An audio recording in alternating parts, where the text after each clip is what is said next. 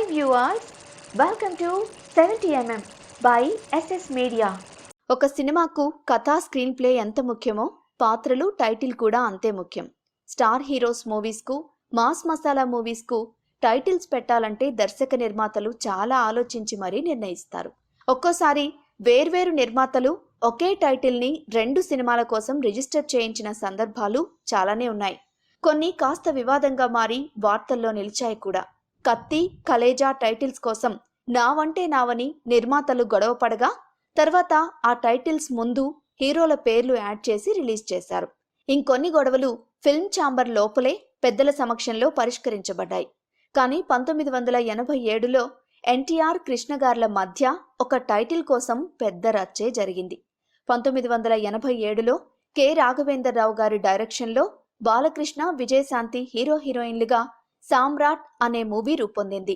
సినిమాపై భారీ hype, release డేట్స్తో posters కూడా రెడీ అయిపోయాయి.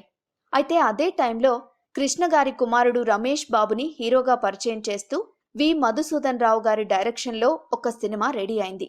దానికి కూడా సామ్రాట్ అనే టైటిల్ రిజిస్టర్ చేయించారు. దాంతో ఈ టైటిల్ నాదంటే నాదని నిర్మాతలు గొడవ పడగా ఎన్టీఆర్, కృష్ణ ఎవరి సినిమాలకు వాళ్ళు సపోర్ట్గా నిలిచారు. ఈ చిన్న వివాదం చిలికి చిలికి గాలివానగా మారి మీడియా దాకా చేరి బాగా వార్తల్లో నిలిచింది. ఒక దశలో కోర్టుకు కూడా వెళ్లాలనుకున్నారు. ఎన్టీఆర్ గారు, కృష్ణ గారు ఇద్దరిలో ఎవరూ తగ్గలేదు. ఇద్దరూ టాప్ స్టార్స్ అవడంతో మిగిలిన వాళ్ళెవరూ ఎవరికీ సపోర్ట్గా మాట్లాడలేకపోయారు. చివరకు ఇండస్ట్రీ పెద్దలంతా కలిసి ఈ వివాదాన్ని సామరస్యంగా పరిష్కరించారు.